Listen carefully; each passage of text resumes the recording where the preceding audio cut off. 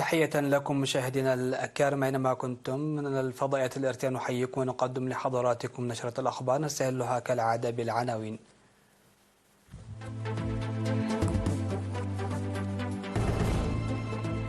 وزارة الزراعة تصرح بأن هناك خطط كبيرة للتوسع في تنمية التمر. ازدياد الإصابة بالملاريا في الإقليم الجنوبي.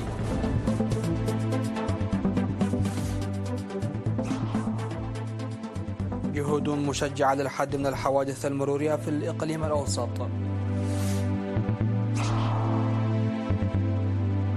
إيران توصف مواقع في باكستان وإسلام آباد تحذر.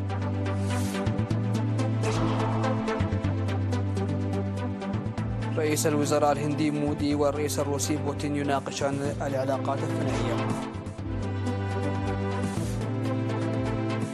ولأول مرة انخفاض عدد المدخنين حول العالم.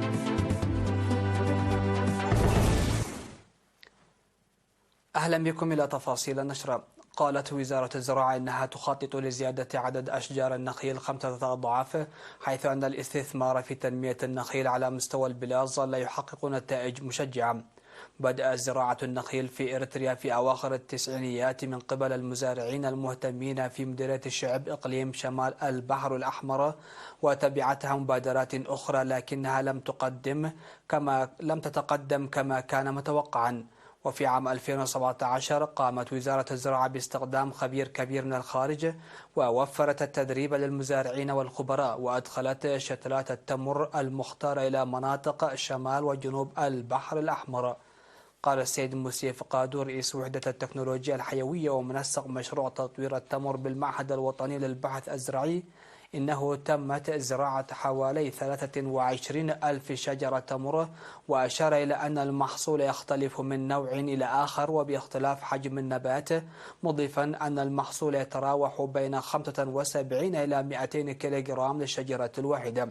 كما أعلن موسيا أن إريتريا سجلت العضو 41 في المؤتمر الدولي السابع للتمور الذي عقد في أبو ظبي بالإمارات العربية المتحدة عام 2022. وأخيرا سيتم زراعة 60 ألف شتلة بمناطق شمال وجنوب البحر الأحمر بدءا من العام الجاري، لتصل إلى نحو 300 ألف شجرة تمر بحلول العام 2030. كما أوضح أن هناك خطة لنشر الشتلات باستخدام الشتلات والشالات المنتجة عن طريق الاستعانة بالموارد الداخلية.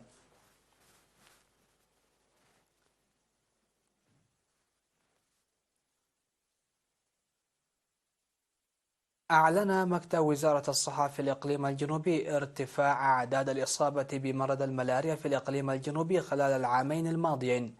وأوضح مسؤول مكافحة الملاريا في المكتب السيد ميكائيل هبت مريم أن معدل الإصابة بالملاريا انخفض بشكل عالي من عام 1998 إلى عام 2021، لكنه ارتفع بنسبة 164% في عام 2022 و54% في عام 2023. وذكر القيام بحملة رش مبيدات حشرية منزلية مرتين في شهر يوليو وأغسطس وشهر ديسمبر عام 2023 في مديريات عدخالة وميمنة وميعيني وصرونة وعرزة التي تستوطن فيها الملاريا، وذلك بعد أن كانت حملة رش المبيدات تجري مرة واحدة سنويا. وذكر أن السبب الرئيسي لهذه الزيادة هو حركة الناس من وإلى والإهمال في الإجراءات الوقائية. وأوضح وجود برنامج لتوزيع الناموسيات المعقمة في الشهرين القادمين.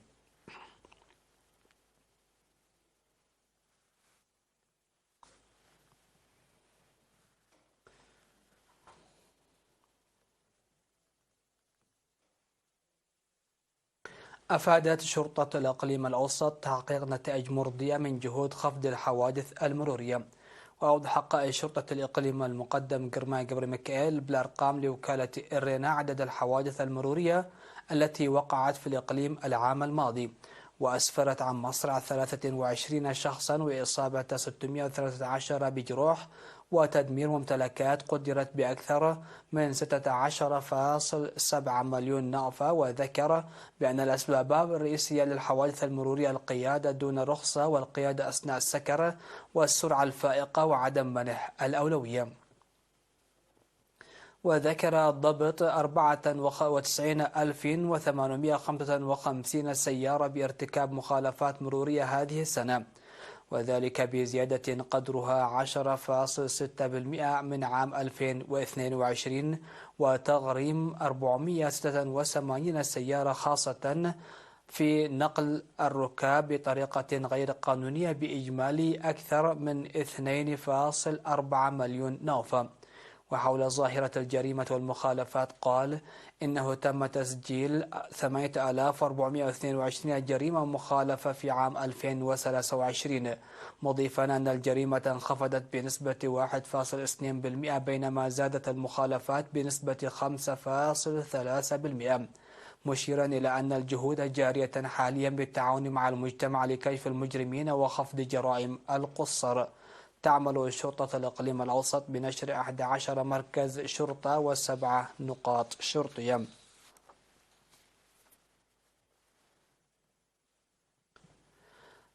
نظم في مديرية جندة أسبوع رياضي تعليمي بمشاركة 23 مدرسة متوسطة والثانوية. وأوضح مسؤول التعليم في إقليم الشمال البحر الأحمر الأستاذ رشيد محمد عثمان في افتتاح الأسبوع في 11 من يناير في مدينة جندة أن الهدف هو استكشاف قدرات وهوايات الطلاب وتنميتها. وذكر مسؤول مدارس مديرية جندة الأستاذ جبريسوس ملس أن الأسبوع الرياضي التعليمي يشتمل على مسابقات معلومات عامة ونقاشات أكاديمية ومباريات كرة القدم والطائرة والسباق العدو. وقال مسؤول الثقافة والريادة والصحة الأستاذ محمد عبد الله أن الجهود تبذل لجعل البرنامج إشراكي للمعلمين والمجتمع مستقبلا.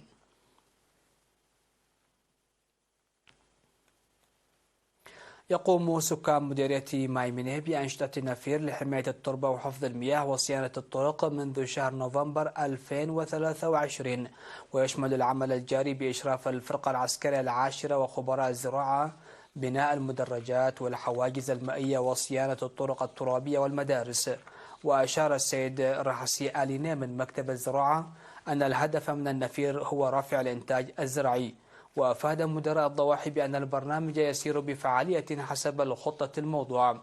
وأوضح المشرف على العمل عضو الفرقة العسكرية العاشرة أسفاو مكونن أن العمل سيستمر حتى شهر مايو القادم، داعيا القرى لتدعيم العمل الجاري بغرس شتول الأشجار ورعايتها.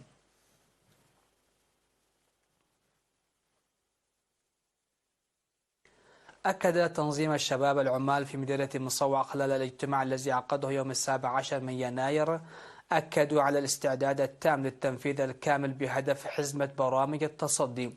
وقدم سكرتير الفرع الشاب محمد عثمان تقريرا عن البرامج التي نفذت خلال العامين الماضيين في المجالات السياسية والتنظيمية والصحية والثقافية والاجتماعية والتعليمية والرياضية، كما عرضت فروع المؤسسات تقاريرها عن الأنشطة المنفذة.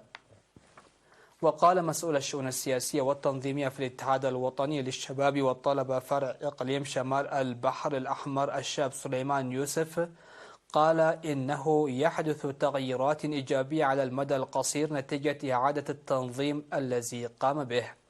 وطرح المشاركون بعد مناقشة لتقرير المقدمة تنظيم دورات تدريبية لتعزيز القدرة المهنية للموظفين، وإجراء لقاءات منتظمة لتعزيز تبادل الخبرات، وإنشاء مرافق لرعاية الأطفال في مكان العمل، والدفع بالزيارات للمواقع التنموية والتاريخية. وأشار سكرتير الجبهة الشعبية للديمقراطية والعدالة في إقليم شمال البحر الأحمر السيد رزان أدوناي في ختام الاجتماع، أشار إلى أهمية التقييم في تنفيذ البرامج الموضوعة داعيا لإزالة أوجه الضعف سريعا.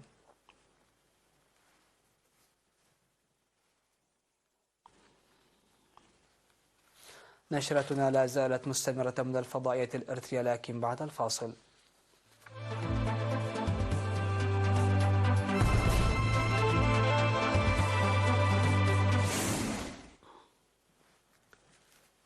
أهلا بكم إلى تفاصيل النشرة. قالت وسائل إعلام إيرانية رسمية إن إيران قصفت بالصواريخ والمسيرات مقرين لجماعة مسلحة في باكستان عقب ضربات في العراق وسوريا. قالت طهران إنها تأتي في إطار محاسبة من تعرضوا لأمنها القومي. وأدانت باكستان انتهاك إيران مجالها الجوي، مما أدى إلى مقتل طفلين. وحذرت إسلام آباد في بيان أصدره المتحدث باسم وزارة الخارجية من أن الحادث قد تكون له عواقب وخيمة وأنه غير مقبول على الإطلاق. وأدى القصف إلى تدمير مقرين رئيسيين لجيش العدل في إقليم بلوشستان جنوب غرب باكستان وفقا للإعلام الرسمي الإيراني. وقد نسب إلى جيش العدل تنفيذ هجوم مسلح منتصف الشهر الماضي على مقر للشرطة الإيرانية بمدينة راسك في محافظة سيستان وبلوشستان جنوب شرق إيران أدى لمقتل 11 شرطيا وإصابة آخرين. وفي وقت سابق أعلن الحرس الثوري الإيراني أنه استهدف ما وصفها بمواقع تجسسية وإرهابية معادية في المنطقة.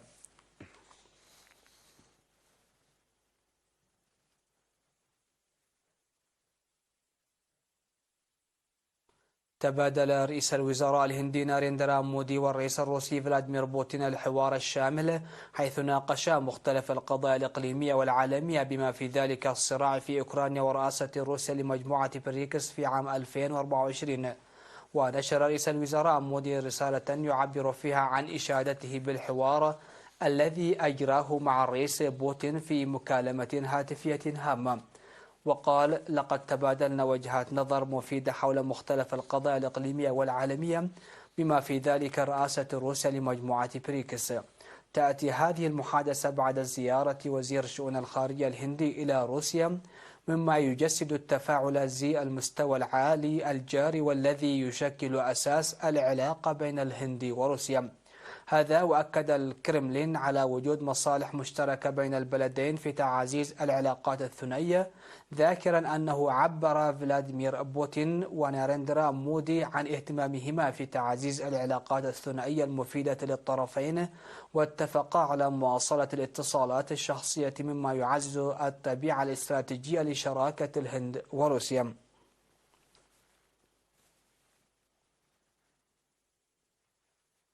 أعلنت منظمة الصحة العالمية عن انخفاض في عدد المدخنين البالغين حول العالم لأول مرة في تاريخها، وذلك خلال إطلاق آخر تقرير لها عن اتجاهات استهلاك التبغ.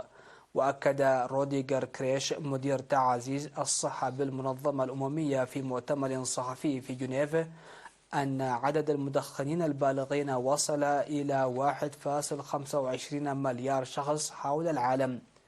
وقال: هذا هو الرقم الأخير الذي حصلنا عليه من تقرير الاتجاهات العالمية، ولكن هذا يعني أيضا أن العدد انخفض بمقدار 19 مليون مدخن مقارنة مع ما كان عليه قبل عامين، وهذه هي المرة الأولى التي تشهد فيها مثل هذا التراجع. ويعني هذا أن معدل استهلاك التبغ عالميا قد انخفض من شخص واحد بين كل 3 بالغين في عام 2000 إلى 1 بين كل 5 بالغين في عام 2022. وحافظت إفريقيا على الصدارة من حيث انخفاض معدلات استهلاك التبغ، حيث تدنت النسبة من 18% في 2000 إلى 10% فقط عام 2022.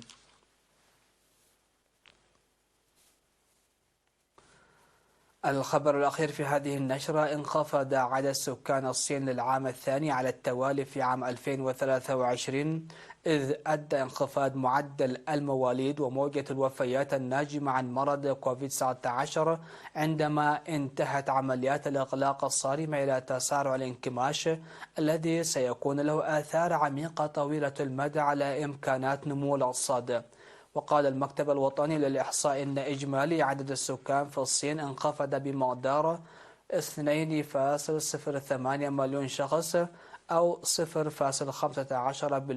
إلى 1.409 مليار نسمة في عام 2023. وهذا الانخفاض أكبر من تراجع عدد السكان البالغ 850 ألف نسمة في عام 2022، والذي كان أول انخفاض يجري تسجيله منذ عام 1961 خلال المجاعة الكبرى في عهد ماو سي تونغ. وتراجع معدل المواليد في البلاد لعقود من الزمن نتيجة لسياسة الطفل الواحد التي تم تنفيذها من عام 1980 إلى عام 2015، والتوسع الحضري السريع خلال تلك الفترة.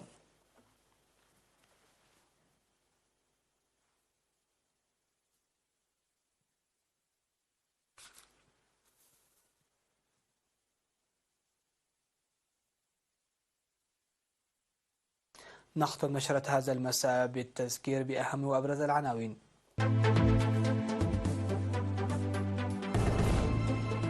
وزارة الزراعة تصرح بأن هناك خططا كبيرة للتوسع في تنمية التمر. ازدياد الإصابة بالمرارة في الإقليم الجنوبي.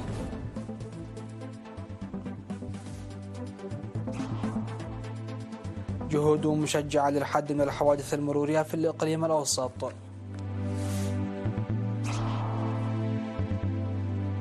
إيران تعصف مواقع في باكستان وإسلام آباد تحذر.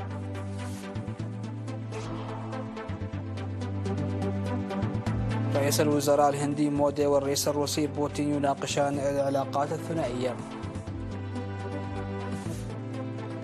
لأول مرة انخفاض عدد المدخنين حول العالم. سادتي سيدات، هكذا نكون قد وصلنا وإياكم إلى نهاية نشرة هذه الفترة. هذه تحيات وتحيات الفريق العامل، ودمتم في أمان الله.